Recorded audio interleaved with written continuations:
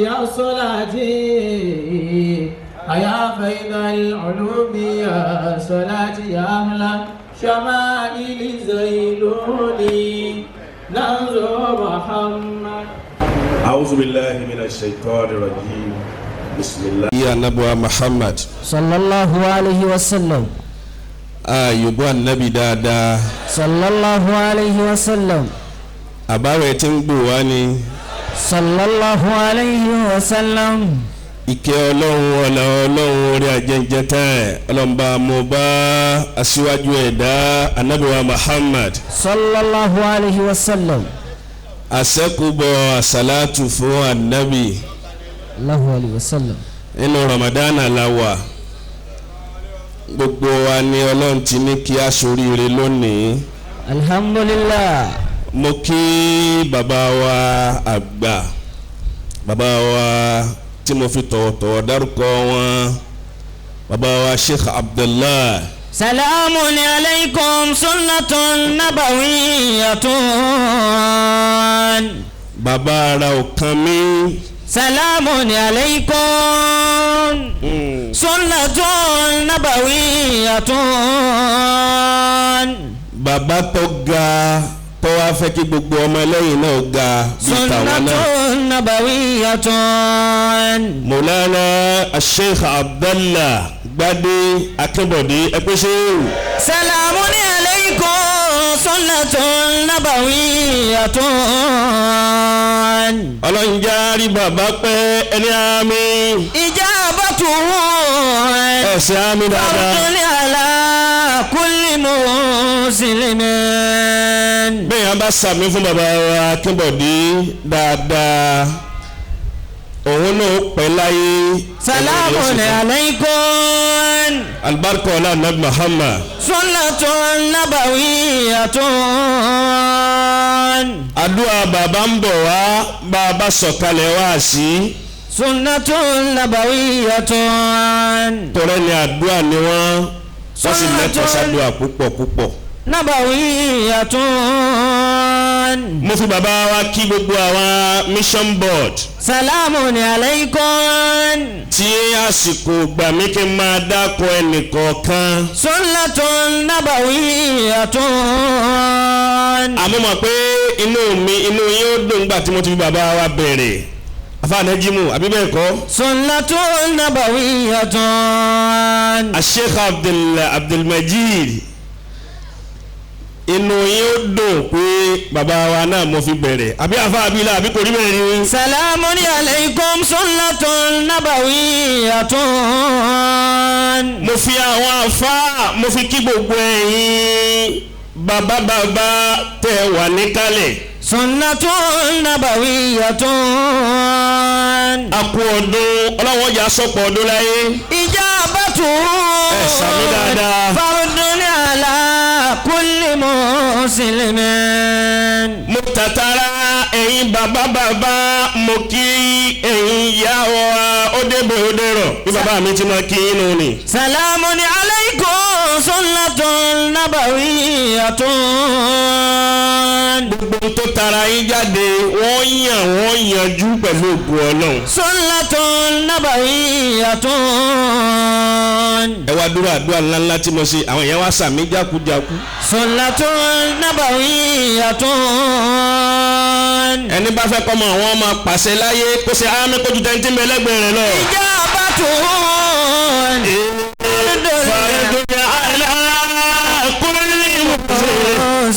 muslimin. a wà nínú oṣù ramadana. Allah. àwọn kan lájọ bẹ̀rẹ̀ bá tíjọ bẹ̀rẹ̀ àwọn kan ti bọ́ sínú kòtò báyìí. Allahu akbar. àwọn míì náà oṣù tó bọ́ sínú kòtò ká tó parí.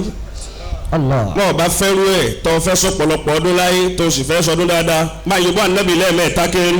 sallallahu alayhi wa sallam. sallallahu alayhi wa sallam. sallallahu alayhi wa sallam taslima.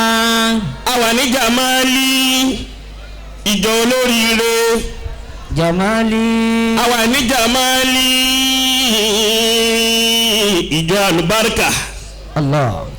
bí wọn náà bá ń bẹ nínú ìjọ àlùbáríkà sọ pé alhamdulillah. alhamdulillah. àwa wà nínú oṣù tọ́lọ́hún sọ àlùkùránì kalẹ̀ fọ́nṣẹ́ ọlọ́run muhammadu. sallallahu alayhi wa sallam.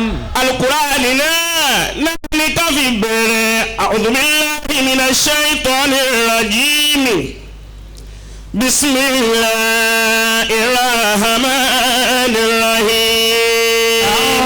wa ma min dabbatin fil ardi illa ala Allahi rizquha illa ala Allahi rizquha wa ya'lamu mustaqarraha wa mustawda'aha kullun fi kitabin mubin. wa ma min dabbatin fil ardi illa ala Allahi rizquha. Al-Qur'ani dùn púpọ̀. wa ya'lamu sí tó dùn tọrọ Ọlọ́run. wa mustawda'aha. Abdul Majid. kullu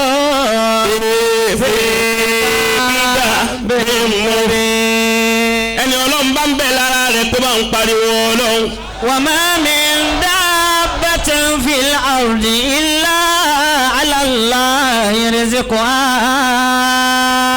ọlọ́run sọ fún sẹ́ńlá Muhammadu. ma min dabbatin fil ardi illa ala Allahi rizquha. ọlọ́run nira Muhammadu. sallallahu alayhi wa sallam. èmi ọlọ́run ìdá kankan tí í ṣe dábà lórí ilẹ̀ afáwa ìkéwù. illa ala Allahi rizquha. tí kì í ṣe pé mi ọlọ́run ní fún ní jíjẹ. illa ala Allahi tí kì í ṣe pé mi ọlọ́run ní fún ní mímu. ala Allahi rizquha.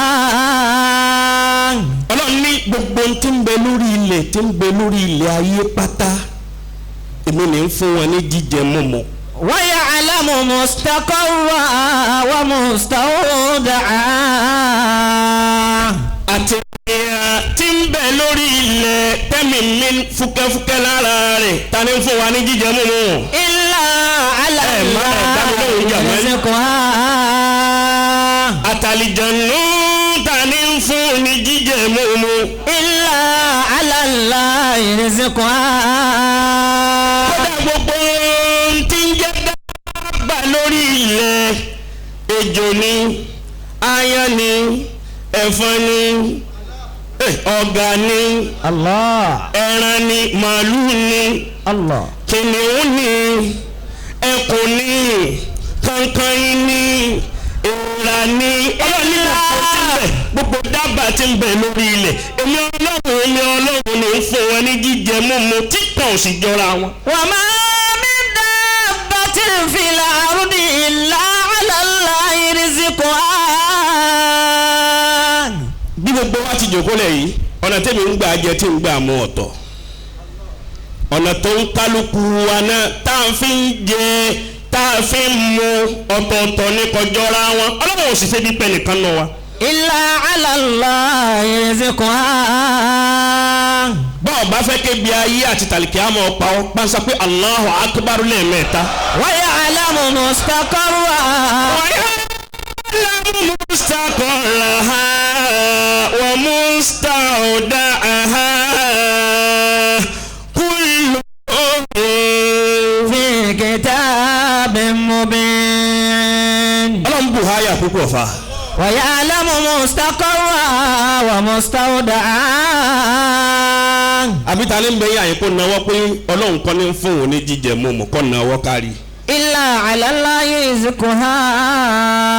ẹ wò ìrà bó ti kéré tó yẹ ìrà gbóúnjẹ kan bá kán kalẹ̀ fún sílẹ̀ lẹ̀ ìrà ọyọ kan tó bá kọ́kọ́ fojú kàn ó mọ bí ó ti lọ pe gbogbo ìrà wá tí wọ́n máa wá jẹ. illa ala Allahi rizquha. òrùka ni ó fi pè wọ́n òrò tó ń kálukú atọ́kùn fi sọ̀rọ̀ ọ̀tọ̀ọ̀tọ̀ ni èyí tí ń sọ yìí tẹ́ ń gbọ́ yìí ohun kan ni gbogbo ntọ́lọ̀ wa dásáyé pátá ló ní ntẹ́njẹ tí mo anabi Suleiman. aleyhi salatu wa salam. wí bẹ́ẹ̀ dáadáa. aleyhi salatu wa salam. ọlọ́run jẹ́ ọ̀rẹ́ mi bàbá mi Akínbọ̀dé pẹ́. aleyhi salatu. bàbá dáadáa bàbá aró kan mi. dábàláwù hayatahu. bàbá tí ó bi tí ń jẹun náà ni ó ti ní ìwọ náà máa bọ̀ wá jẹ. Allahu akbar. wọ́n yìí sáàfin olùsì ìwà nẹ́bí ń bẹ lọ́dọ̀ wọn. sallallahu alayhi wa sallam. anabi Suleimana. aleyhi salatu wa salam. ẹ dákun torí Ọlọ́run mo fẹ́ kẹ́ ẹ gbọ́ ìtàn yìí dáadáa Ọlọ́run dá lọ́lá tó pọ̀ ṣàdúrà. ayakumullah. agbóró mu ni ó yàtọ̀ sàmì lẹ́ẹ̀kan sí irú alátọ́lọ̀ ń dá anabi Suleimana Ọlọ́run dé ní kọ̀ọ̀kan wa náà. wa ma min dabbatin fil ardi illa ala Allahi rizquha. anabi Suleimana. aleyhi salatu wa salam. ọlá tó dá Suleimana pọ̀ ọlá yẹn pọ̀. Allah. anabi Suleiman àwọn ni wọ́n ń lọ ńjọ́ kan pẹ̀lú àwọn ọmọ ogun rẹ̀ àwọn jùlọ́dù rẹ̀ lórí òfurufú bá a ti máa wo pléènì tí máa gbéra wọn bẹ́ẹ̀ ni wọ́n gbéra. Allah. anabi Suleiman. aleyhi salatu wa salam. wọ́n lọ àtàwọn ọmọ ogun bàbá arúgbó kan tí ń dẹran jẹ wá rí anabi Suleiman. aleyhi salatu wa salam. lórí afẹ́fẹ́ ó wá ní ọlọ́run máa sóore fọmọ Dáúdà yìí. Allahu akbar. náà sóore fún Suleimana yìí púpọ̀. atẹ́gùn wá gbé ohun tí bàbá Dáranjẹ yìí atẹ́gùn gbé ohun rẹ̀ sétí Suleimana. aleyhi salatu wa salam. Suleimana wa ní ẹ̀yin ọmọ ogun ẹ̀já dúró báyìí mo gbọ́ ohun kan nísìnyí àmọ́ mo fẹ́ kọ̀nfàmù ẹ̀ wọ́n wá dúró sọ̀kalẹ̀ bí wọ́n ti sọ̀kalẹ̀ anabi Suleimana ní ẹ pé bàbá Dáranjẹ yẹn wá nítorí yẹn mo fẹ́ gbọ́ wọ́n wá pè wá ìwọ bàbá yìí kí ló wí lẹ́ẹ̀kan ó ní tí mo wí ni wípé Ọlọ́run ṣàánú ọmọ Dáúdà yìí púpọ̀ ó gbọ́ ń tẹ́ran sọ ó gbọ́ ń tẹ́ran kó ń sọ ó gbọ́ gbogbo nǹkan lọ́lọ́run fi ṣàánú anabi Suleimana lọ́lọ́run fi ṣàánú yín púpọ̀ ẹ̀rí nínú àánú tọ́lọ̀ tó ṣe fún yín lórí òfurufú lẹ̀ tó ń lọ lẹ̀ sì jábọ́. wa ma min dabbatin fil ardi illa ala Allahi rizquha. Suleimana wá ní orí wí Suleimana wá ní subhanallahi walhamdulillahi wala ilaha illallahu Allahu akbar. ó ní Suleimana ní ọ̀rọ̀ yọ̀ kan tí mo wí wù ó lóore ju gbogbo oore tọ́lọ̀ ń ṣe fún Suleimana lọ. Allahu akbar. wí bẹ́ẹ̀ dáadáa. Allahu akbar. inú anabi Suleimana wa dùn. Allah. anabi Suleimana wa ní ìrẹ́ Ọlọ́run Allah. ìlànà mo fẹ́ dúpẹ́ oore táwọn èèyàn rí pẹ̀lú mi yìí pọ̀ tó ṣe fún mi ó wù mí kí n dúpẹ́ àmọ́ ní tí mo fẹ́ fi dúpẹ́ ni wípé láwọ azantali ani ọ̀tọ̀ ìmọ̀jẹ̀mí alimahalukọ́tì sanatan kamila. la ilaha illallah. ó wù mí kó fún mi ní permission àwọn ẹ̀dá rẹ tó dá sáyé mo fẹ́ bọ́ wọn fọ́dún kan. Allah. gbọ́dọ̀ tóbi dáadáa. wa ma min dabbatin fil ardi illa ala Allahi rizquha. ẹ dákun ta ní fúnni ní jíjẹ. Allah. báwo bá ti dáhùn dáadáa nǹkan sí ọ nù. illa ala Allahi rizquha. wọ́n máa kọ́ jẹun dáadáa farabalẹ̀ wọ́n máa kọ́ jẹun dáadáa ní sáàrì àmàlà àti yan ti gbé àwọn ńlẹ̀ àwọn yan kan bẹ yí gbé àwọn ńlẹ̀ tìdítìdí. Allah. mo wá ní o pariwo ọba tó ní orí jẹun ọwọ́ à ń fáibréètì pariwo rẹ̀ o kan sára sí dáadáa. wa ma min dabbatin fil ardi illa ala Allahi rizquha. mo fẹ́ kiri Ọlọ́run kó fún mi bí ojú ọdún kan lọ. àwa ẹrú rẹ tó ń fún lóúnjẹ tó ń fún gbogbo nǹkan mo fẹ́ kó fún mi ní permission. Ọlọ́run ní rẹ̀ Sulemana tó bẹ́ẹ̀. Allah. Sulemana ní ilahi usbu'an. Ó dàbọ̀ balẹ̀ yọ̀ǹda ọdún kan fún mi ọ̀sẹ̀ kan fún mi lọ́sẹ̀ kan. Àní mo fẹ́ fi dúpẹ́ fún Ọlọ́run lérí oore tó ṣe fún mi. Allah. Ọlọ́run ní rẹ̀ Sulemana tó bẹ́ẹ̀. Alayhi salatu wassalam. Sẹ́wọ̀n kí mẹ́yàn bá jẹun yó ìmọ̀ wa bẹ́kùn kí ni. Ń bẹ lára tiwọn náà. Mẹ́yàn bá jẹun yóò yí wá bẹ́kùn káàkiri ni kéèyàn ó kú tẹ́ḿpà kó mọ mi ń dèdè kún rẹ̀ kí lùkúlùkú má gba ikùn náà. wa ma min dabbatin fil ardi. ká ní fún ni jẹ. subhana khaliqina subhana razikina subhana man sawwara dunya bi qudratihi. subhana khaliqina subhana razikina subhana man sawwara dunya bi qudratihi. Sulemana ní usbu'an yóò tiẹ̀ jọ̀sẹ̀ kan lọ Ọlọ́run ló tó bẹ́ẹ̀. Sulemana wá ń jíire bẹ̀ fọ́lọ́ onírè Ọlọ́run ya rabbal babi ya zal quwwatil matin ya arhamar rahimina. ìpè ọkọ̀ Ọlọ́run léyìí tó dájú. a ní o fún mi ọ̀dà bá ọba yọ̀ǹda ọ̀sẹ̀ kan ọ̀dà fún mi lọ́jọ́ kan. Allahu akbar. àní mo fẹ́ bọ́ gbogbo ayé nígbà tó lọ́n wá rí i pé àwàdà rẹ̀ pọ̀ Ọlọ́run ní ọ̀dà mo bọ̀ lọ́jọ́ kan. Allahu akbar. Pariwo Ọlọ́run. wa ma min dabbatin fil subhana khaliqina subhana razikina subhana man sawwara dunya bi qudratihi. subhana man sawwara dunya bi qudratihi. Ọlọ́run ní mo fún rẹ̀ Sulemana mo fún ẹ lọ́jọ́ kan ní Sulemana wa dùn. Alayhi salatu wassalam. ṣe fẹ́ gbọ́n tó ṣẹlẹ̀ àwọn ìyá àwọn ò dá mi lóhùn ní Jamali dá mi lóhùn dáadáa. Ayakumullahu. àwọn ará Èkó wọn ní afẹ́ gbọ́ káyì àwọn ará Èkó mọ̀ọ́rọ̀ sọ púpọ̀. Allahu akbar. tó fakọ sí afẹ́ gbọ́ ẹlòmíì bó bá lóun fẹ́ gbọ́ nǹkan ìwíkúwìí ní òwì. tẹ́tí Jamali ò rí bẹ́ẹ̀ gbogbo nǹkan la fi rẹwà. Allahu akbar. tọ̀rọ̀tọ̀rọ̀ a fi rẹwà. Allah. jìzẹ́ sí a fi rẹwà. Ayakumullahu. gbogbo ọ̀nà la fi Jamala. àwọn ìyá wa mi ń bẹ́ yàn yín kódà bí wọ́n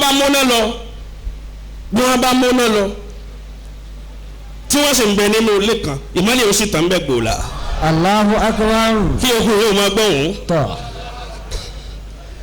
Ọlọ́run ní rẹ̀ Sulemana. Alayhi salatu wassalam. mo fún ọ lọ́jọ́ kan inú Sulemana wa dùn Sulemana wa ní ẹ bá ń pe àwọn àlìjànú ẹ pe àwọn èèyàn Ọlọ́run ti fún mi ní yọ̀ǹda mo sì ní kọ́lọ́ mọ́ sọ oúnjẹ kalẹ̀ ńjọ́ yẹn fún àwọn ẹrú rẹ̀ o.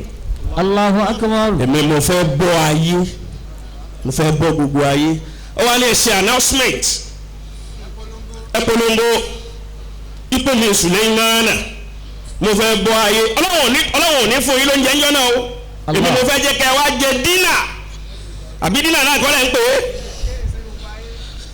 ó wá kéde Sulemana wa ni tó kún bẹ́ẹ̀ ni pé ó yẹ máa dáná wọ́n wá bẹ̀rẹ̀ sí ní dáná wọ́n ń dáná tírajé yé wa pé wọ́n dáná náà ó tó oṣù méjì ni wọ́n fi dáná. La ilaha illallah. oúnjẹ tí ó fún gbogbo ayé níjọ́ kan. Allahu akbar. ọba ńlá. wa ma min دابة في الأرض إلا على الله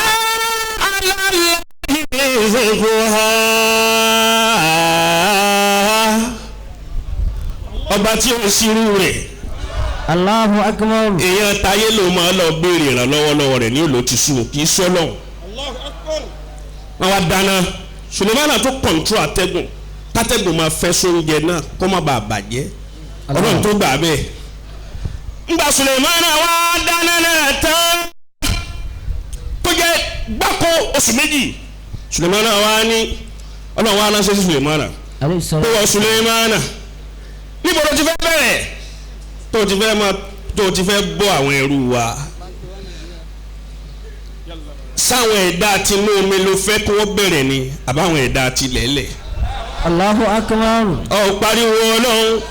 Wọ́n máa mi. Farabalẹ̀ eré ọ̀dà torí pé onítẹ́ńjì díẹ̀ wá ń gbára eré rẹ̀ yá dànù à ń gbára ta ló fún ọ ní nítorí o. Allahu akbar. tó lè wà láyé tí ó tún lọ mọ́ lọ́wọ́. Allah. ọwá lówó kan lọ́wọ́ ọwá ń tẹ àwọn aṣáájú rẹ̀ mọ́lẹ̀ ọwá ló ti di bákan tọ́lọ̀ ń lè pọ́ lẹ́kún kó tó dọ̀sán. Allahu akbar. mo fi ní subuhana khalikina subuhana razikina subuhana rabbul ganiyyun karimu la sharika lahu barun rahufun. olùkọ́ ti dákẹ́. wá sí àwọn ìkàràmì àwọn ọ̀rọ̀ fọ́nrán. rahimu wá sí àwọn ìkàràmì. bá fẹ́ kébi ayé àti tàlíkàmọ̀ pa ọ́ sọ pé Allah. Allah. wí bẹ́ẹ̀ dáadáa wí bẹ́ẹ̀. subahana khalikina. Sulemana ní ó tiẹ̀ dá bẹ́ẹ̀ ti béèrè ẹ̀yìn ọlọ́run ibi tó ti wù mí tẹ́ bẹ̀rẹ̀ láti inú odò ni. Allah. ọlọ́run nítọ̀ ìyẹn ò náà dá ọlọ́run bá pàṣẹ fún ẹja ọyọ kan nínú odò nínú Bahrul Muhit ọlọ́run wá pàṣẹ fẹ́ja ọyọ kan pé Sulemana fẹ́ kẹ́ wá jẹ dínà lónìí o èyí tí ìmọ̀ ń fún yín kò sí lónìí Sulemana ló béèrè lọ́dọ̀ èmi ọlọ́run fún fẹ́ kẹ́ jẹ dínà àbí dínà náà kọ́ lẹ́ ń pè é ẹja ọyọ kan ló bá gbérí jáde láti inú odò bó ti gbérí jáde ó dọ̀dọ̀ Sulemana. salatu wa salam. ẹja ń sọ fún anabi Sulemana. alayhi salatu wa salam. ọlọ́run lẹ́ẹ̀ fẹ́ ṣàlejò wa lónìí Sulemana ní bẹ́ẹ̀ ni oṣù méjì láti fi dáná kalẹ̀ afẹ́ gbà yín lálejò oṣù méjì láti fi dáná kalẹ̀. ahlan wa sahlan. kí ló ti wọ́n nìkan kọ́kọ́ yọjú ọlọ́run ní èmi ni kí n kọ́kọ́ wá ni gbogbo àwọn bọ́dà rẹ̀ ń kọ́ àwọn ẹbí ẹ̀ ń kọ́ gbogbo wọn ń kọ́ ní ọlọ́run sáà ní kémi ò kọ́kọ́ yọjú ọlọ́run ọba ńlá tí ò ní kú lójú kan kó tó mú yàn. wa ma min dabbatin fil ardi. àìmọ̀ wọn ara ní ma ṣẹlòmí. Allah. àìmọ̀ wọn ara àkàndò lásán ó lè gba gbogbo mílíọ̀n rẹ̀. Allahu akbar. tọ́talé tó tọ̀nà eríire ọ̀dà àwa ní chẹ́ńjì díẹ̀ àwọn àfẹsẹ̀ halẹ̀ níbi táwọn tọ́lọ̀ ti àwọn kan lè mọ̀ láyé rí. Allah. tí wọ́n sì ń bẹ fi kaidil hayat àmọ́ kò sí nǹkan kan mọ́ gbogbo tí wọ́n gbójúlé sí lọ. Allahu akbar. bí ẹja ti dé Sulemana ní ọ̀yá oúnjẹ nu bisimilayi ọ̀yá jẹ́ tó jẹ káwọn ìlú káwọn míì náà tún dé. serve yourself. ìran mbẹ́mbẹ́ kéde ẹranko mbẹ́mbẹ́ kéde gbogbo àwọn èèyàn gé tí ì dé ẹja ọyọ kan. Allah. ẹja dé wa fi kulli shay'in lahu ayatun tadullu ala annahu al-wahidu tadullu ala annahu al-wahidun. ẹja bá jẹ gbogbo oúnjẹ láàrin ìṣẹ́jú kan ẹ̀gbọ́n náà tóbi dáadáa. wa fi kulli shay'in lahu ayatun. láàrin ìṣẹ́jú kan owó jẹ bá tán. fi kulli. ẹja ni Sulemana bó lórí Adamu Sulemana ni àbóhùn ńláńlá ni ẹja lọ́ọ̀ lálàá o obi ti dé o ti wo bí ilẹ̀ o. fi kulli shay'in lahu ayatun. ebi bó olóòtú wo bí ilẹ̀ olóbi ti dé onírú oúnjẹ tó tí wọ́n ń ṣe tó ń karama rẹ̀ pé oṣù méjì ló fi ṣe yìí onírú rẹ̀ bẹ́ẹ̀ mẹ́ta lọ́lọ́ máa ń fún mi lójoojúmọ́. wa fi kulli shay'in lahu ayatun. aláwọ̀ sì ti sàdéhùn pé wọ́n ní fún wa lóúnjẹ kankan lóyún sóní bó ti kó bá wa báyìí. tadullu ala annahu liwahidun. tadullu ala sóní bó ti dá wàhálà rẹ̀. liwahidun. Sulemana bá ní ìrẹ́ ọlọ́run ìwọ lọ́ba ńlá tí ò sírú rẹ̀. wa ma àṣẹmọ̀ ara mi subahana ni mutakaffil bí arzakil khalaiq min aytu la ya'lamu. Allahu akbar. mímọ́ rẹ̀ ọlọ́run títóbi rẹ̀ ọlọ́run tó ń fún kó wá lóúnjẹ tiẹ̀ lọ́tọ̀ọ̀tọ̀ tí ó sì jọra wọn. wa ma min dabbatin fil ardi illa ala ọ̀nà tó ní bá yé mẹ́lẹ̀ ọba ti hàn bí n jẹ́ hàn yìí n tí jẹun. ayakumullah. n bá ti hàn báyìí tọ́lọ̀ ń bá ti fàlùbáríkà sí yóò bá mú àwọn kan tí wọ́n máa ṣi owó san fún mi wá ní kọ̀kọ̀ yìí wọ́n bá máa dún pín kì í ṣe owó ẹ̀rúnrún èyí tá a máa gbà níta yìí àfáàtì bá máa retí kó ṣẹ̀ṣẹ̀ máa gbé owó ẹ̀rúnrún òsì ní ọ̀padà gbẹ̀yìn ẹ̀. wa ma min dabbatin àjíṣẹ́ nítorí ọlọ́run. fil ardi illa ala Allahi rizquha. òǹgbẹ òní gbé obìnrin títí kó mu ọyàn gbáàyà rẹ̀ tóògbé wa gbé obìnrin títí kó wá ní ọyàn gbáàyà àwọn lòun mọ̀ ó ṣe wọ̀. Allahu akbar. kí okùnrin yóò máa gbọ̀n. Allah. anabi Sulemana. alayhi salatu wa salam. kharra sajidan lillahi ta'ala. Allah. kìí ṣe kó sùjádà tamani kharra èdè Lárúbáwá ó wólulẹ̀ fọlọ́hún kharra ó wó ńgbà tó rí pé ẹja jẹ́ láàrin ìṣẹ́jú kan ó kàn wólulẹ̀ ní bíi kan náà. Allah. ó ní wọ́n lọ́ba tí fóònù jẹ tí fóònù mu tí fóònù ná tí fóònù lò. wa ma min dabbatin fil ọ̀la olúwa mi tóbi. ó tóbi. dá mi lóhùn fa. ọ̀la olúwa mi tóbi. ó tóbi. bàndírì bàndírì yẹn ya ni ẹ sì dúró bí kòlófó kalẹ̀. Olúwa mi. farabalẹ̀ ọ̀ma èmi ní kọ́. ayakumullah. èmi mọ sáà mú ọ wá rírì ọ̀dà. tóbi. ọ̀la olúwa mi tóbi. tóbi. bí wọn náà bá máa pọ́lá ọlọ́run tóbi kan sára sí i dáadáa. ọ̀la mo fẹ́ kí ẹ máa wíwá kà yẹn tẹ̀lé mi ni wá sí ti dán o. lójú bẹ́ẹ̀ lọ bọ́rọ̀ bá ti pọ̀ jù yìí máa fetí ya ni. bàbá mi ń wásìkò gbogbo nǹkan ni wọ́n sì fi tírèyìn wa. ọ̀la olúwa mi tóbi. ó tóbi. agbára rẹ̀ bù wá. májò sáré agbára rẹ̀ bù wá yá. kò màmá sọ́hún tí o lè ṣe ọba mi tó ṣẹ̀dá ayé pẹ̀lú ọ̀run. ọba olúwa mi tóbi. ẹ bá mi wí agbára rẹ̀ bù wá yá. kò màmá sọ́hún tí o lè ṣe ọba mi tó ṣẹ̀dá ayé pẹ̀lú ọ̀run. òun ní fún mi ní jíjẹ. jíjẹ. òun ní fún mi ní mímu. mímu.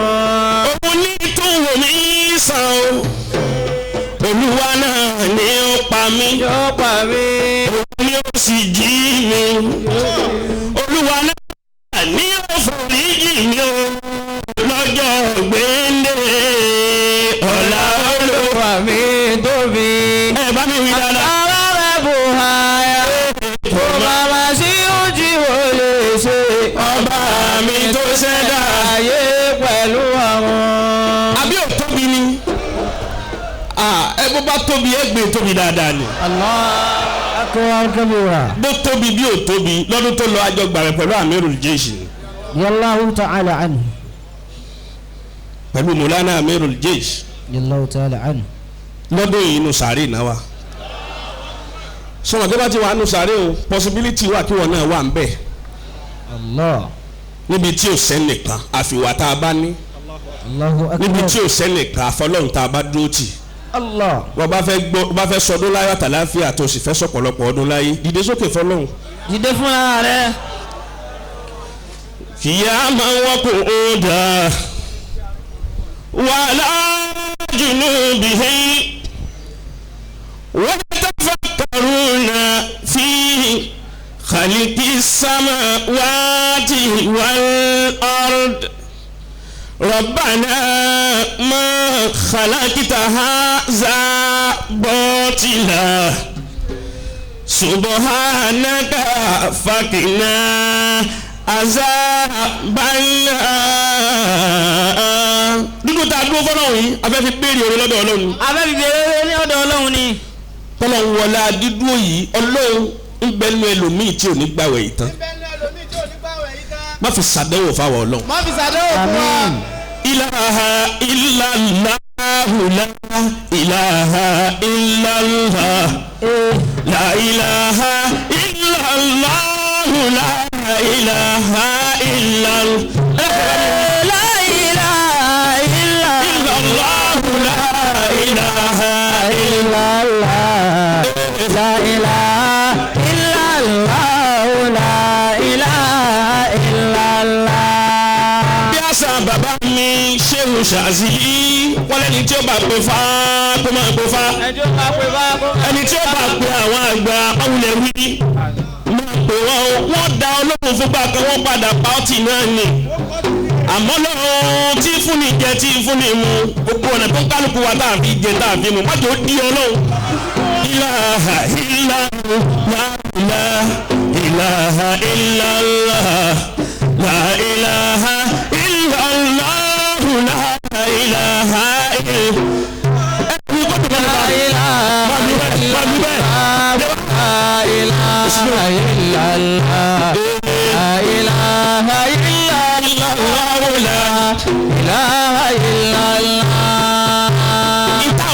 gbólóhùn táwọn wí ni bàndìrì náà ń wí bẹ́ẹ̀ bá dẹtí dáadáa ẹ̀ ní pé la ilaha illallah lòun náà ń wí. ìlàlá la ilà ìlàlá ntí bàndìrì náà ń wí nù.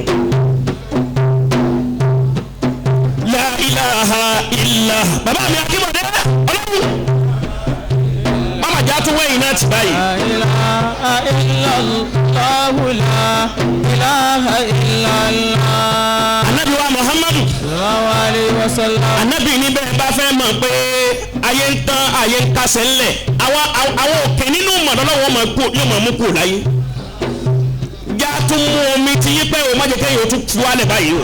àmín. bẹ́ẹ̀ bá sàmì fún wọn yóò rí bẹ́ẹ̀ fún un náà. àmín.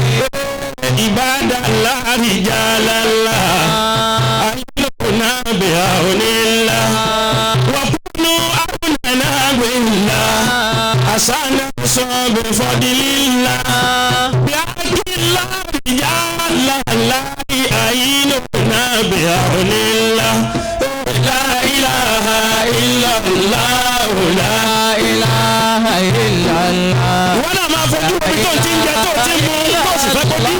la ilaha illallah. madadi tó yẹ di ilẹ̀ ìkálíkẹ́ tẹ́mọ̀ dayàdẹ́ ìdáná hawa yẹn di. lìtún kìsà ni wọ́n tún sí lálẹ́ ìlà máa fi ìzẹ̀lẹ̀ ránṣẹ́ di. wákẹ́ ìfaròhìn ìta tẹ̀tẹ̀ rọ́kùnrin wọn náà rú ṣọ́ọ̀kì fi kábàdì.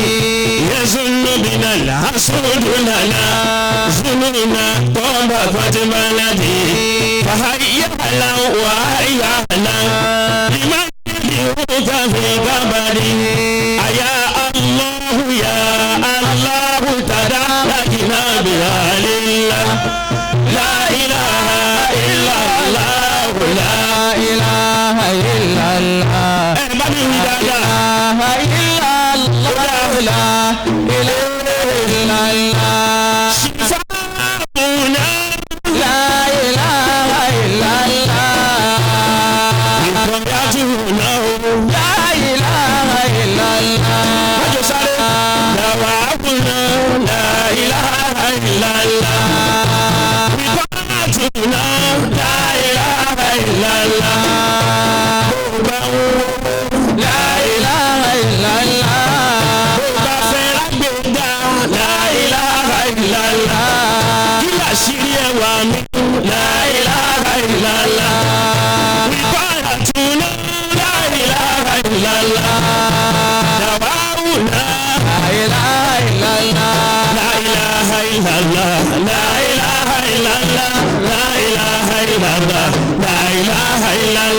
la ilaha illallah, la ilaha illallah, la ilaha illallah, la ilaha illallah, la ilaha illallah, la ilaha illallah, la ilaha illallah, la ilaha illallah, la ilaha illallah, la ilaha illallah, la ilaha illallah, la ilaha illallah.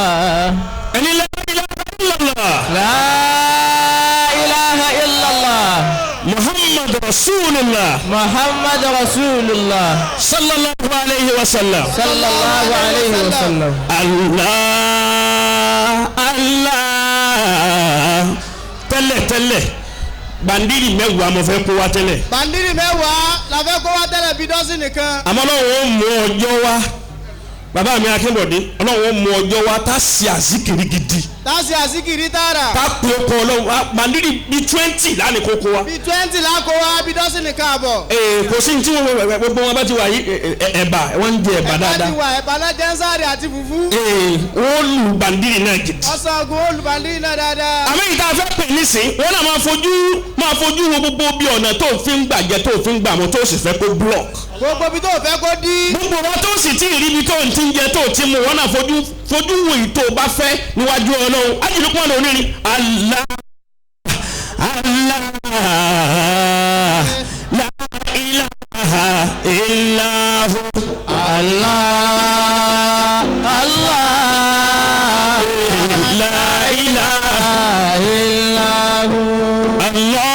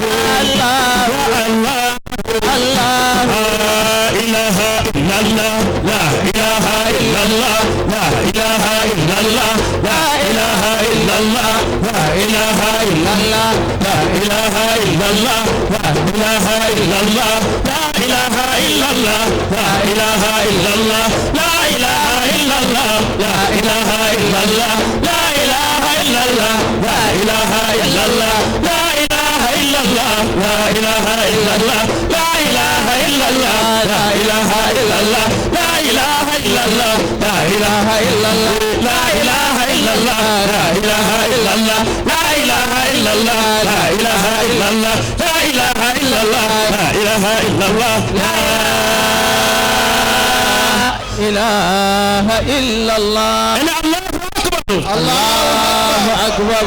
Ẹ̀rí ọ̀nàrẹ́bù òun náà tó wá lùsánà. Ọ̀nàrẹ́bù kan wá lùsánà ń gbà tó. Tí a máa nà òjò ọdún tó ń bọ̀ nù Ọlọ́run ó ṣe ọ bẹ́ẹ̀ yóò wọ́n dá bàbá mi Ọlọ́run ó ṣe ọ bẹ́ẹ̀. Àmín. Kò gbàgbé kékeré rẹ̀. Kò gbàgbé ìpìlẹ̀. Ok Jásùmù ti gbé àwọn èèyàn ń bẹ̀. Wọ́n ti gbé àwọn èèyàn púpọ̀. Ọlọ́run wọn adúdúró tá a dúró yìí májà dúró lọ́gbẹ́ wọn bẹ́ẹ̀. Àmín ya Allah. Barka ọ̀la dá Muhammad. Sallallahu alaihi wasallam. Ẹsẹ̀ á ní kó ló kékeré mọ́. Amina. Ẹ bá ń gbé koto tó fẹ̀ wá. Koto tó kẹnu tó fẹ̀. Wasi'atun wasi'atun. Ọlọ́run wọlé apé mi dọdún. Wọlá ń pé ìpéjọ ọdún yìí. Èmi dọdún yìí. Tọ́lọ́ sì sọ mi dọdún yìí. Tọ́lọ́ sì sọ mi di ọdún yìí. Èmi ò wá fẹ́ káàsì kí mi ọ parẹ́ èyí sì fẹ́ kó parun. Ìfẹ́ káàsì kí mi parẹ́ kó sì parun. Níbo ká ti gbé bisimilah ẹni ó bá mọ̀ pé o lè fi 5,000. 5,000 naira. Alhaji wa Salman Ṣógbẹ̀san. Bàbá mi Salman Ṣógbẹ̀san Allahu Akbar Deputy Governor district 1 àwọn nípa kọ́kọ́ pè masha Allah ẹ láti ẹ jòkó. a ní ká jòkó jàmá. ẹ jòkó. ẹ jòkó. inú Ramadan la wà gbogbo ntẹ́ yẹn bá ṣe. bàbá mi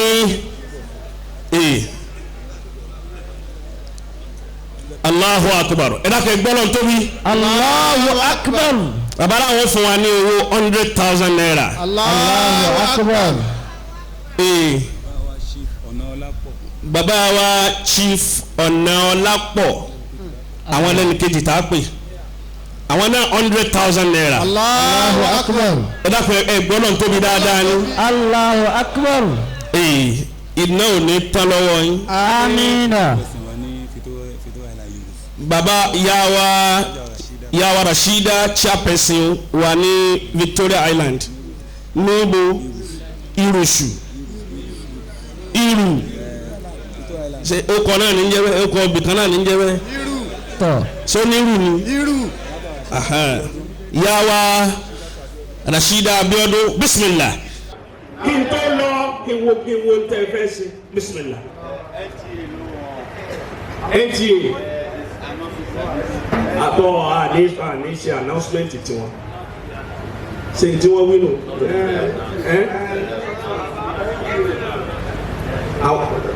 bẹ́ẹ̀ náà masha Allah ta ló mú. wọ́n fún wa ní 100,000 naira. La ilaha illa bàbá wa ni wọ́n fún wa ní owó 200,000 naira tẹ́lẹ̀. gbogbo tíkẹ́ẹ̀tì tí wọ́n kó lọ gbogbo tíkẹ́ẹ̀tì tí wọ́n kó lọ sí branch. sí branch Victoria Island branch. ní Victoria Island branch. àwọn La ilaha illa yà wá ẹ̀ ní sọ́kọ́. owó yẹn wà ní Zenith Bank. wọ́n lọ́wọ́ yẹn ń bẹ ní Zenith Bank báyìí. La ilaha illallah gbogbo àwọn ọmọ yín wọ́n yàn ẹ sàmì fún wa dáadáa. bẹ́ẹ̀ yẹn bá lómi tí yóò ní hó tí ò ní lọ́wọ́rọ́ mọ́. ìsàwó gángan yá sàgbìyà tápà ní ma wí bẹ́ẹ̀ wà ní ìsàwó gángan yá sàgbìyà tó wà sọ àṣì nǹkan yá ẹni bá lómi tí yóò ní hó tí ò sì ní lọ́wọ́rọ́ mọ́. ẹ ṣe àmì fún wa. ìyá mi Alhaja wa Simiat Jima Governor okay district 15 la wa masha Allah sáwọn náà ni a ṣàdúrà fún àbáwọn ló kù ọ̀yà àwọ̀dà yà wá Simia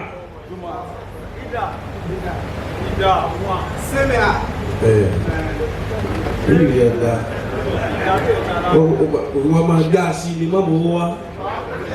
Yàwá Simia wọ́n fún wa ní owó 100,000 naira. Wàláyé gbọ́dọ̀ tóbi dáadáa. Ibi kínú rẹ̀ ó dùn sí tiwọn àwọn ọlọ́wọ́ ti ṣe tiẹ̀ náà. Yàwá Fọláṣadé náà. Yàmáyé.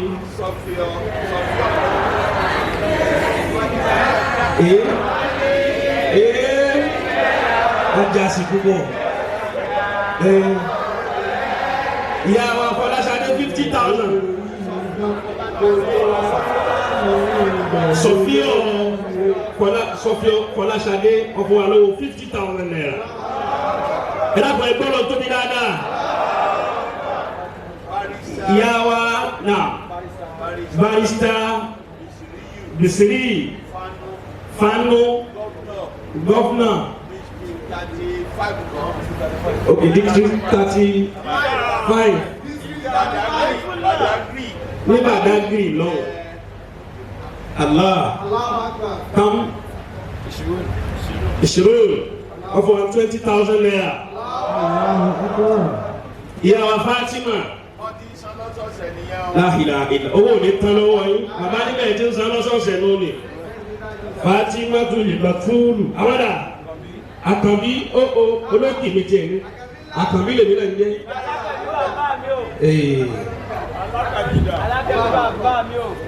Ẹgbẹ́ wọn tóbi dáadáa. Àwọn aṣàdúrà àwọn náà fún wa lówó 20,000 naira. ẹ̀gbọ́n náà tóbi fún wa dáadáa.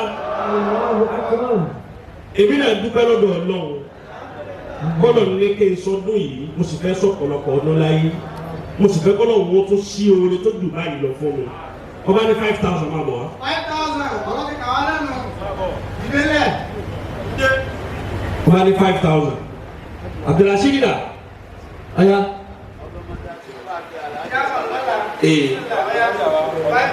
ìyàwó ọlọ́mọdá alhaji wa ọlọ́mọdá Suleiman ọya bismillah àwọn dà ààrẹ nìkan kan tí ó dìde sọ́mbọ̀ bàbá wa ọlọ́mọdá nù. Masha Allah. Masha Allah. 5,000. Ọ̀dà barika tó kọ̀. Ọya. Ìta ìgbẹ́ púpọ̀. Àwẹ̀ kọ́ wọ́n tó dé kọ́bọ̀ lọ́wọ́ tó fi ilẹ̀ tẹ́lẹ̀. Ọwọ́ aláwẹ̀ ni. Àwọn tí ń fi mí àlẹ́ yìí àwẹ̀ náà ni. Bàbá wa 5,000. Bàbá ọlọ́mọdá. Ìyá wa Hafsọ Oyètàn àwọn dà. Ìyá wa Adéyanjú Aláàjì wa Adéyanjú ẹlẹ́pẹ̀tẹ̀. Àyà ìlànà. O kàn bẹ bàbá wa ọlọ́jà. Gómìnà 25. Okay. Ìyá wa Hafsọ Oyètàn.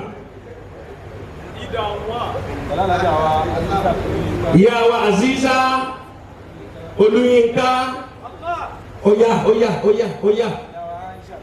Ìyá wa Aisha Tèmítọ́pẹ́ ọlọ́njọ́ ọ̀rọ̀ gbogbo wa ó tọ́pẹ́. Sàmí. Oya 1,000. Finance àkọ́kọ́ 1,000. Bàbá mi méjì dìde. Èmi náà rí 1,000 tèmi náà rí. Báyìí sílẹ̀ báyìí. Ọlọ́dúnrún àmì tóbi.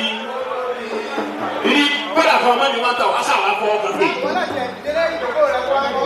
Àfọwọ́ kan pé kó sì lọ́dọ̀ kó. Yàrá lọ́nà máa sọ. Ìyá wa Hafsọ Sọ́pẹ̀sán. Ọlọ́dúnrún àmì.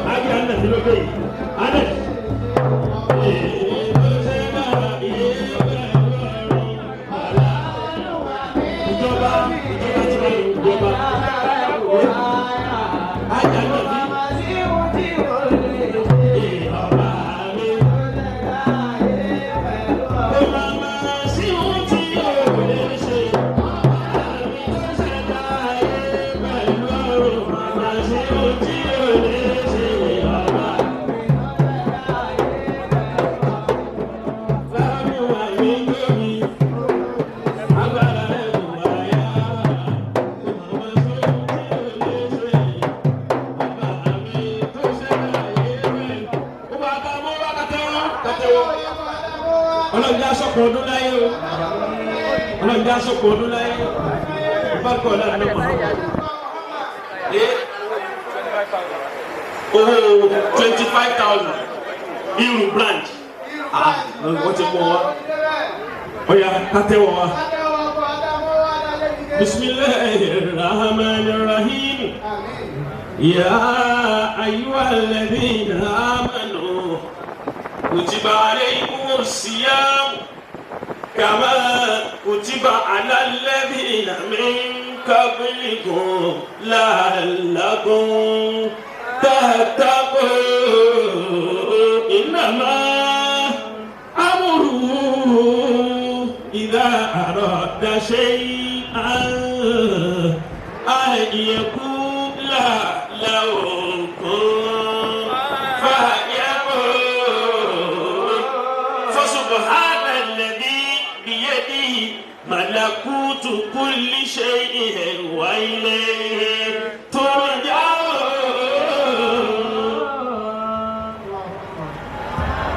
Bí wọ́n tóbi dáadáa.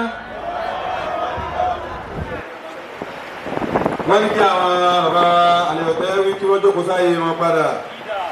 ẹgbẹ́ lọ́n tóbi ẹjẹ́ ká pàdé pọ̀tẹ́ síwájú kùráìṣì àti làpàdúgbà akọ̀nù fún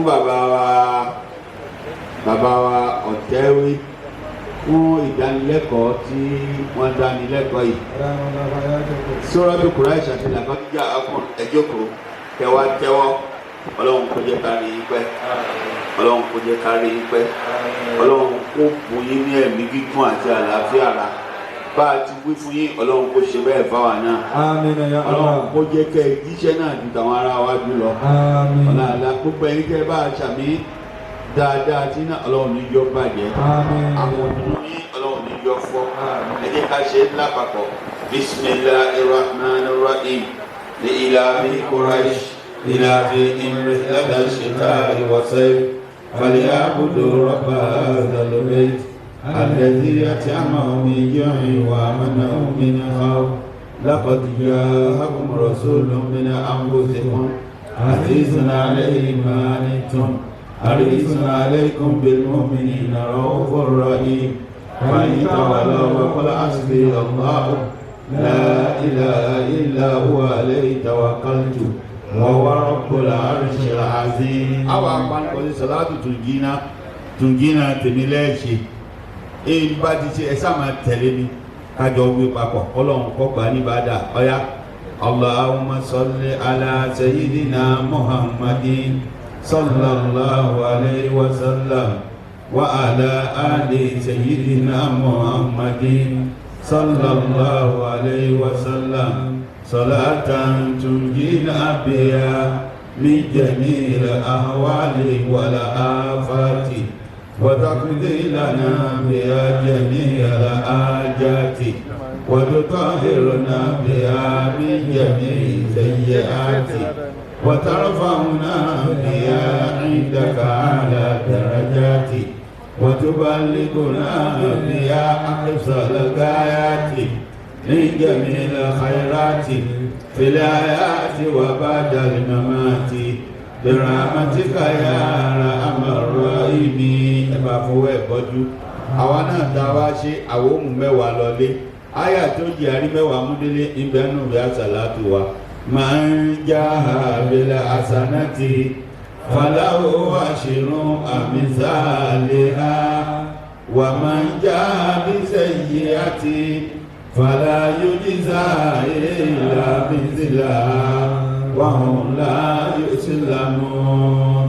Amina amina amina ya Allah. láti ọbẹ̀ kúrò lọ mọ́kà lọ́dún yìí ọ̀jáde bàbá ní kí kámẹ́rà ti bẹ̀rẹ̀ jáde lẹ́ẹ̀kan náà. ló ti jáde tó ti wá nísìnyí abẹ́ kí bàbá wa ọ̀tẹ́ tó bá di exactly 2 o'clock á parí ìjókòó yìí gbogbo ìjókòó tá a bá ti máa ṣe ìrun ló máa close yẹ so that's why we are managing everything. abẹ́ kí bàbá wa ọ̀tẹ́ ara wa ni wọ́n bá tó irú Victoria LCDA àjọṣe hajj ni a humble and indefatigable humble and obedient servant of Allah. May Allah be pleased with you forever and forever. Wọ́n fara balẹ̀ púpọ̀ nǹkan kan ó yà mí lẹ́nu lórí wọn nígbà tá a dé airport táwọn ọlọ́pàá airport wá ń ṣe jákujàku wọ́n sọ̀rọ̀ adákú wọn wò báyìí tó bá ṣe wọ ní tó bá ṣe mí kọ́ màá ti kọ́kọ́ halẹ̀ lọ́nà àní ẹ̀mẹ́tẹ́ ń bá sọ̀rọ̀ ni wọ́n sì rọ adákẹ́ jẹ́ ìtàn wàá fẹ́ kọ́ ṣẹlẹ̀ wá ṣẹlẹ̀ at the end of the day náà ọlọ́run ọba tó fún yín ní sùúrù náà ọlọ́run má gbà lọ́wọ́ yín ọlọ́run ọba ibi tẹ́ wà yín kó tún gbé yín ga jù bẹ́ẹ̀ lọ òkè lókè ká tún wò yẹn ọlọ́run kó gbẹ́yìn náà débẹ̀ ẹ pọ̀ tẹ́ wà ní Jamali Shamẹ́ ara wa ni mo mọ̀ pé wọ́n lọ bìkan ni àjọ máa jókòó àṣàlátù ni kódà mẹ́mbà district 1 ni ọlọ́run tó fi tẹ́ wa tẹ́ bá ti ń ga sí bẹ́ẹ̀ náà ní Islam á máa rí ọwọ́ lọ gbogbo yẹn ẹ má jókòó lé ìwọ tó bá fẹ́ jáde ó kàn lọ wà nínú ẹgbẹ́ tó dáa ní tó bá lọ ṣe pátì tí ọ̀dà kó onírẹ́ni dìbò fún ọ ní o ṣe campaign o ọlọ́run kó tún gbé yín ga jù bẹ́ẹ̀ lọ ilẹ̀ àmàmì insha Allah nìbàdàn tí a gan ààrẹ tó jẹ chairman local government bẹ́ẹ̀ náà ti jẹ́ báyìí látòrí chairman ló ti di governor Kọ́lápọ̀ Ṣọlá bẹ́ẹ̀ ni ó wà ń bẹ́ẹ̀ tábà bàbá wa dé dúró tó bá ti ní ìwọ lọ́kàn ọkàn náà nù kò tí bẹ́ẹ̀ ti dì í tẹ́rí ẹ dì àwọ̀ yẹn ti wá ní ẹ̀ka bísí ní ọ̀lọ́kọ̀lọ́ náà ni ṣùgbọ́n ti yín ìrọ̀rùn lọ́wọ́ ọba máa ń ṣe bọ́bá yìí class of rep lẹ́fẹ̀ẹ́ lọ ẹ̀ka ti ra wà fà á fàdúrà sí ọlọ́wọ́ ọba tó ṣe lé ọlọ́wọ́ adékẹ́ ìkúnlẹ̀ láyọ̀ next level ọlọ́wọ́ tó wá gbé ilé àbí next level ọlọ́run ó gbé yín débẹ̀ ọlá ànábì lọ́dọ̀ ọlọ́run màmá wa sínú àpẹ́ gbowó lọ́wọ́ màmá yìí alájà sínú progress owó gbogbo náwó àfà àní àmà gbé gbogbo gbani ọlọ́run níjọ́ rẹ̀ yìí ọlọ́run níjọ́ sùn yìí ọmọ tí náà táwọn fún iwájú ní kọ́lọ̀ ní ọmọ wa àwọn èèyàn ṣàmìíràn ẹ̀sìn àpá mú kókó tàbí sínú àdàkàrà kula la ngba kini ogun kini na ma tan po e kun san se kula na npe ogun báyìí ogun over to 10 feet méjì na gbe wa gbogbo àwọn tí mú náà ni wọ́n sọ ye kula Ọlọ́run gbogbo àdúrà wa na alájà wa Sofio Fọláṣadé àwọn ni chairperson gbogbo Sofio Lagos State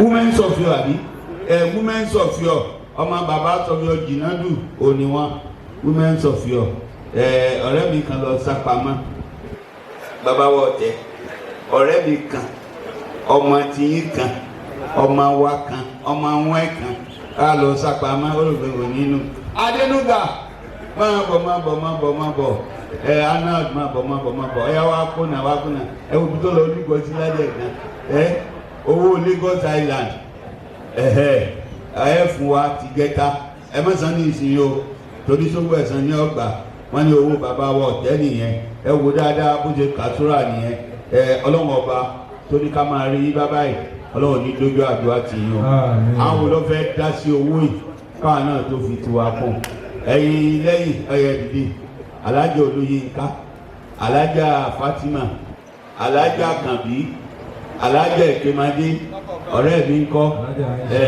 wọ́n bọ̀ Tájúdù ní agbọ́dọ̀ pàdé owó bàbá wọ ọ̀tẹ́ nìyẹn gbogbo adábá nífẹ̀ẹ́ bàbá náà tàbẹ́ kí wọn kábọ̀ lọ́yà Barrister Bánú àwọn ni chairman ní àti gọ́vnọ̀ nìkan ní adájí gọ́vnọ̀ o ìtì gọ́vnọ̀ tó ní gúrùpù nìkan ni gbọ́dọ̀ ti ń ná owó náà látijọ́ ẹ̀ nìyẹn ọlọ́run ní dójú àdúrà tì í ìtẹ̀rìnláwọ́ lọ́dọ̀ ọlọ́run àfilẹ̀ lọ́wọ́ bàbá wa Adéyanjú àná ní gọ́vnọ̀ ní Ìbẹ̀jú Lẹ́kì alákiw ó náà mú jẹ wá àwọn agbèrò mọ́kànlá wọn ẹni wọ́n fẹ́ lọ múra jẹ́ ẹ̀fẹ́ náwó púpọ̀ bíi tàwa báyìí ó ní 3.5 million bí ó 2.5 bẹ́ẹ̀ ó ní tiwọn alájọ olóyè nǹka àtàwọn ẹmẹ̀wà wọn náà mówó ìwà àwọn wo la fẹ́ dá sí pẹ̀lú 1,000 bàbá wa ọ̀tẹ́ ọyọ ẹjọ́ àdìdè lẹ́ẹ̀kan náà ẹjọ́ àdìdè àwa fún àwọn ọmọ wa ní ìṣẹ́jú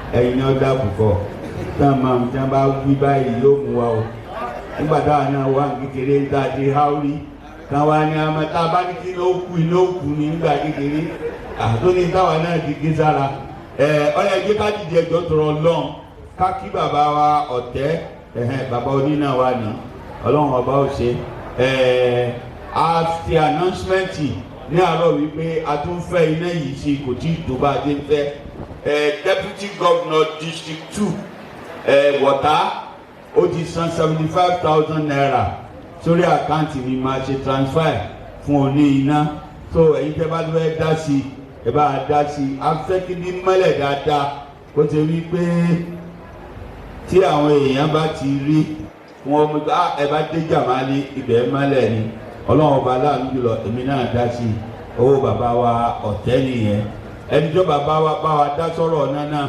bàbá wa ṣùgbọ́n ọlápẹ̀ ẹ̀yin náà lápè bàbá wa tó bẹ̀ ṣẹ́kẹ́ ní rẹ̀yìn iná ẹ̀yọ kan 75,000 ni ọmọ àní sọ pé kẹsì mẹ́wàá kẹ má kò gbó ládá lọ tán ìbẹ̀rẹ̀ bíi márùn káwa oní ẹyọ kọ̀ọ̀kan káwa náà ṣe kí ibi yìí kọ́ mọ́lẹ̀ ẹni tó bá débi lálẹ́ tá a bá ń ṣe tààjù inú rẹ̀ ó dùn ẹ wá imagine káwa ní kọ́pọ̀ bẹ́ẹ̀ jù bẹ́ẹ̀ lọ níbo bí máa mọ́lẹ̀ bíi Madina bíi Mẹ́kà Madina ni ọlọ́run kọ́ san wálé san rẹ o ọlá ànábi lọ́dọ̀ ọlọ́run wọ̀tá tó náà fún 175,000 mọ̀ Ghana dìdí gbọ́ ilé nígbà dẹ́bùtì rẹ̀ ti rà kan òun náà tẹ̀sí àkáǹtì kàdó kó bíi ní ìsìn kó náà ó ṣe kan ẹ jẹ́ ká lè Suratul Fatiha fún gbogbo àwọn tí wọ́n ń ṣe ètò yìí tí wọ́n jọ dàrú ọlọ́run mọ́dọ̀rọ̀ tí wọ́n rú Suratul Fatiha.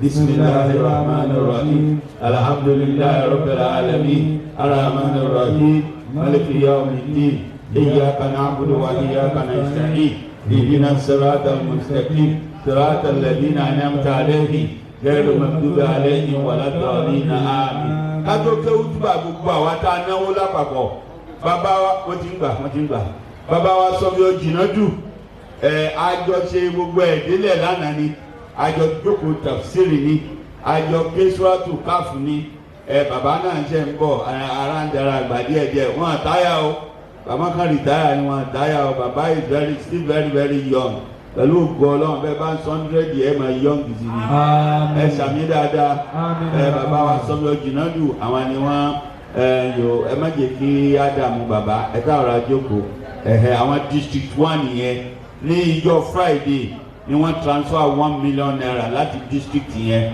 wọ́n transfer rẹ̀ sínú àkáǹtì Stanbic Bank tí à ń gbà fún owó mọ́ṣáláṣí special fund ni kódà àwọn tó bá lókù lọ́rùn ìwọ tó níyà lọ́rùn tó ní bàbá lọ́rùn jáde kú má wulẹ̀ ṣe wàhálà máa sanwó òkú kọ́ máa san ńlọ́nù àkáǹtì ni kọ̀sáàfà tí ń nanú wa àbá àtọ́bá fẹ́ tètè kú láyé bí àbá kan ni àbá náà ọlọ́run sì ní ọkàn dúkú náà ni ńgbà bá láyé ìgbà kan láyé ìjàkàbá ni a bá ti wà lóde ẹ̀ǹkan pa wá náà ńgbà náà tọ́ba wá ní ìjọ sọ ẹ̀kan yọkàn dá oúnjẹ lẹ̀ fúnra rẹ̀ ni a ní gbogbo ẹ bá lóògùn lọ́rùn ọ̀yà ẹ máa mówó wọn wá o àwọn bẹ́ẹ̀ ti sára ó ti dúró òkúlẹ̀ yìí máa gbà báyìí abẹ́rẹ́ ìgbẹ̀gẹ́ gbówó àlàyé ṣùgbọ́n àwọn ń gbà á ń ṣe bọ́lọ̀ ṣe ní ká ṣe sọ̀dákàtún jàríyàtún bẹ́ẹ̀ lọ́lọ́run bẹ́ẹ̀ lànàbì wí àdẹ̀ṣe ọlọ́run ọba yóò gbà fún wa bàbá wa Junaid àti gba owó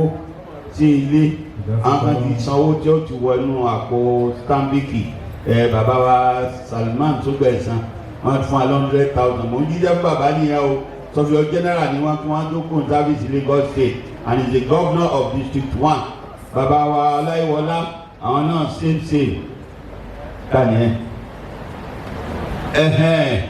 bàbá wa ok alájà wa Fọláṣadé wọ́n ti redeem pledge wọn ẹgbàá sí ilẹ̀ náà Chief Ọ̀nàlápọ̀ àwọn náà 100,000 ó ti wọ Stanbic Bank account fún mosque ẹ̀yin sì ní chairman 50,000 ẹgbọ́lọ̀ tóbi ìtayari ni wọ́n ìtayari ni ìbájẹ́ ẹ̀gẹ́ sí 25,000 wọ́n gbà wọ́n ti kọ́kọ́ pé 50 àhà bẹ́ẹ̀ náà ni ọlọ́run ọba aláǹjẹlọ yóò fi àlùbáríkà sí ọlọ́run ànábi lọ́dọọlọ́ àwa ń kí bàbá wa ọ̀tẹ́ wọ́n ti ṣe wáàsí fún wa bọ́lá wa ò ṣe ní irun ọlá wa yóò tún transfer sórí àwọn ọmọ wa ẹ fọkàn balẹ̀ yín tẹ́ ìdàgbàlagbà wàláì kò ní tán fún yín àwọn ọmọ yín tọ́lọ́ bá fẹ́ slow báyìí ọlọ́kàn yóò rí ìkan náà àwọn ọmọ jáde yọba ní break ní màmí ó dàbẹ̀ ní pé báǹkì kan ní ìka pé ẹgbẹ́ wọn ní 75 million ẹ fún mi lákàntì yẹn yọkàn ṣe transfer ni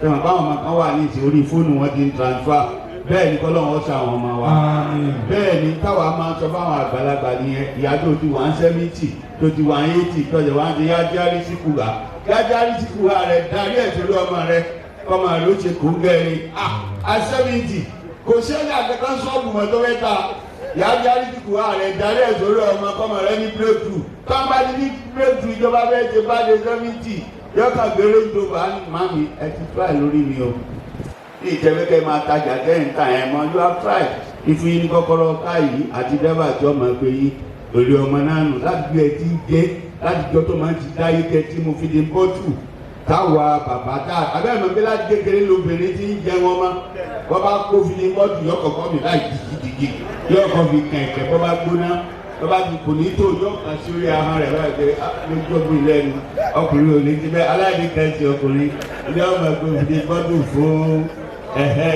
ọlọ́run kó bá aṣàánú yín aláàánábì lọ́dọ̀ lọ ó wá dí àbàbá wa ọ̀tẹ́ gbogbo wa ẹ wá jí ká ṣe ṣúwátò fatia Ramadan lecture tá a ṣe yìí ó coincide pẹ̀lú ọdún méjì Jamali ó sì bẹ̀rẹ̀ ọdún kẹta wa ńjọ́ tá a bẹ̀rẹ̀ àwọn kan fún wa lọ́jọ́ àwọn kan fún wa lóṣù owó bàbá wa sọfẹ́ dìnnájú ni ọlọ́run ọ̀gbọ́ tiwọn ọlọ́run gba tiwa ọlọ́run tí ń gba tiwa náà ọlọ́run má kọ̀ tiwa láéláé a wà ṣe fatia tá a ṣe alhamdulilayi nígbà 27 láti ṣe tí n bá gbàgbé nínú àwọn aláṣírí àwọn bàbá wọ ọ̀tẹ́ náà ní bẹ́ẹ̀ náà ní alhamdulilayi 27 ní kájú síwájú káwá bí ké fatia ó ti gbé gbogbo àdúrà látòkè délẹ̀ gbogbo àníyàn tá a gbére bí ọlọ́run bá kọ́ bá a gbà á tọ́ba jọ bí tí kò tá a bá tó pàdé yìí níbi ìbáyìí ọlọ́run jẹ́ kó rẹ̀ wọ́n tó ti lékún àwọn tá a fẹ́ wà kó gíga ẹ̀kọ́ gíga ọlọ́run jẹ́ àti débẹ̀ nínú àníyàn wa ẹ̀já dà níyàn fún Nàìjíríà dispensation tó ń tuta àṣẹ̀fẹ́ bẹ̀rẹ̀ yìí ọlọ́run kó ṣe ní ìrọ̀rùn fún wa ọlọ́run má da iṣẹ́ wa nù ọ̀yá láàrin ìṣẹ́jú kan káṣe yẹn ká tó wá gba àwọn ọmọ wa láàyè 20 minutes ńlá fún àwọn ọmọ wa. Inshallah, when it is 2 o'clock, we'll go for Salat Zuhr. Ọ̀yẹ̀ kí a ṣe àdúrà náà lápapọ̀. Dàníyàn.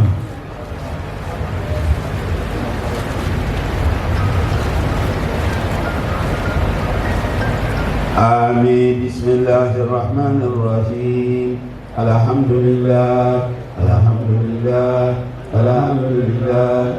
Alhamdulillah. Alhamdulillah, alhamdulillah, alhamdulillah, alhamdulillah, alhamdulillah, alhamdulillah, alhamdulillah, alhamdulillah, alhamdulillah, alhamdulillah, alhamdulillah,